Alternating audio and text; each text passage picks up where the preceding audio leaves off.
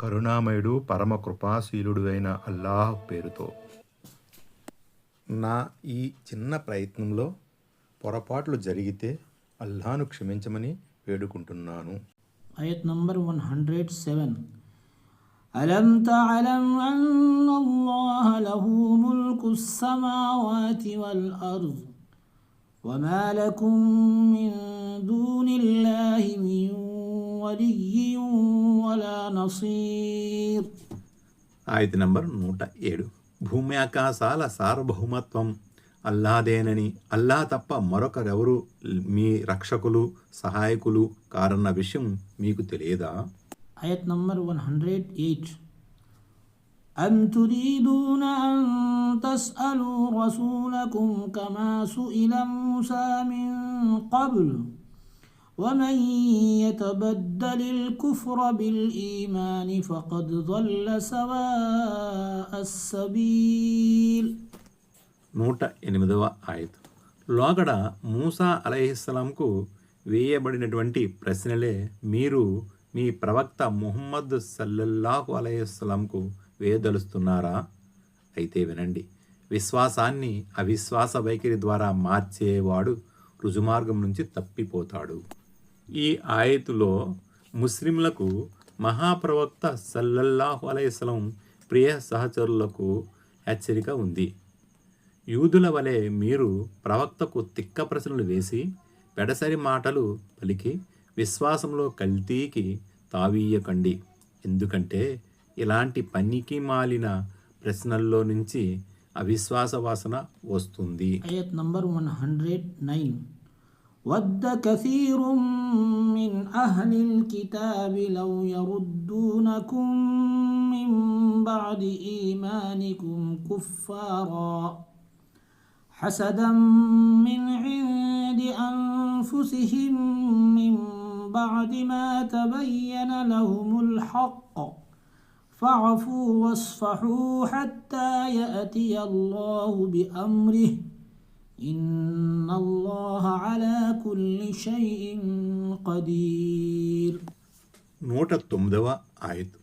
ఈ గ్రంథబహుల్లోని అనేకులు సత్యమేదో స్పష్టంగా తెలిసిపోయినప్పటికీ కేవలం తమ మనసులలో ఉన్న అసూయ మూలంగా మిమ్మల్ని కూడా విశ్వాస మార్గం నుంచి అవిశ్వాసం వైపు మళ్లించాలని చూస్తున్నారు. కాబట్టి అల్లా తన ఆదేశాన్ని తీసుకువచ్చే వరకు మీరు కూడా మన్నింపుల వైఖరిని అవలంబిస్తూ ఉండండి.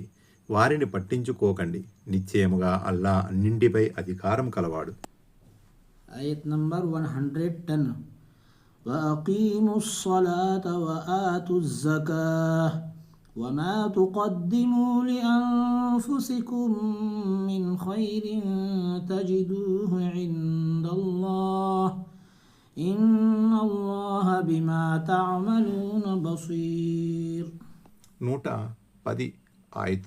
మీరు మాత్రం నమాజును నెలకొల్పుతూ జకాతును ఇస్తూ ఉండండి. మీరు మీకోసం ఏ మంచి పనులను ముందుగా పంపుకున్నా అల్లాహ్ వద్ద వాటిని పొందుతారు. నిస్సందేహంగా అల్లాహ్ మీ కార్యకలాపాలన్నింటినీ గమనిస్తూనే ఉన్నాడు. యూదుల హృదయాలలో తిష్టవేసి ఉన్న అసూయ ద్వేషాల మూలంగా వాళ్ళు ఇస్లాంను, అంతిమ దైవ ప్రవక్త సల్లల్లాహు అలైహిస్సలాంను విశ్వసించేందుకు నిరాకరించారు. తాము దారి తప్పినది కాక ముస్లింలను సైతం పెడత్రోవ పట్టించజూశారు. ఇలాంటి పరిస్థితుల్లో ముస్లింల కర్తవ్యం ఏమిటో తెలపడం జరిగింది. ఇలాంటి పరీక్షా సమయంలో వారు అల్లాహ్ వైపుకే మరలాలి, నమాజును స్థాపించాలి, దాన ధర్మాలు చేస్తూ ఉండాలి, సహనం సంయమనాన్ని పాటించాలి, దుర్మార్గుల దుశ్చేష్టలను పట్టించుకోకుండా వారి పట్ల మన్నింపుల వైఖరిని అవలంబించాలి. తద్వారా దైవ సహాయం మీకు అందుతుంది. ఆయత్ నంబర్ 111.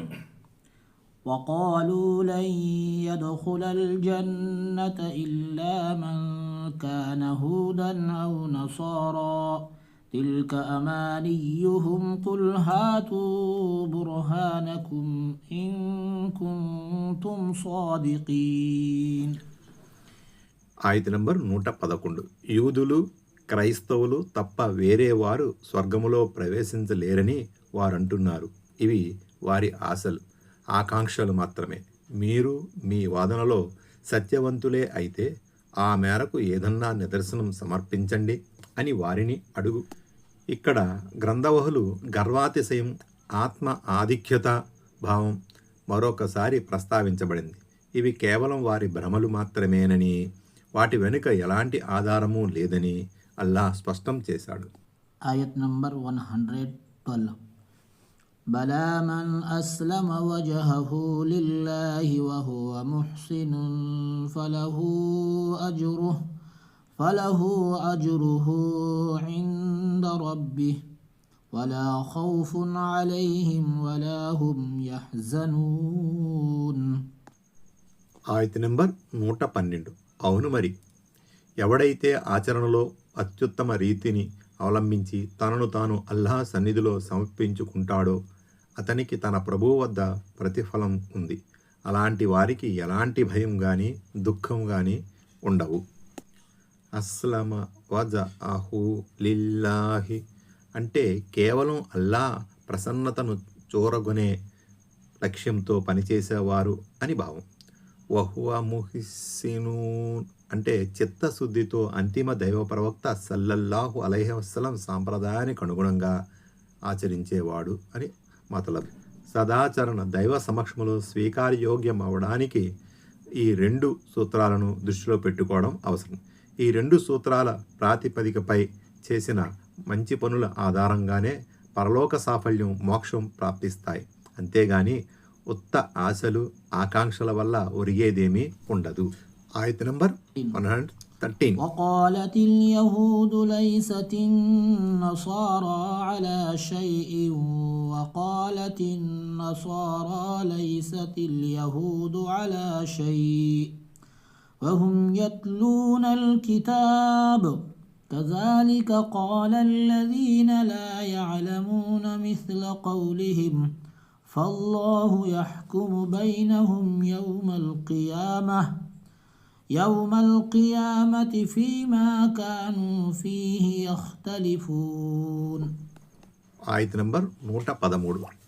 క్రైస్తవులు సత్యంపై లేరని యూదులు అంటున్నారు, యూదులు సత్యంపై లేరని క్రైస్తవులు అంటున్నారు.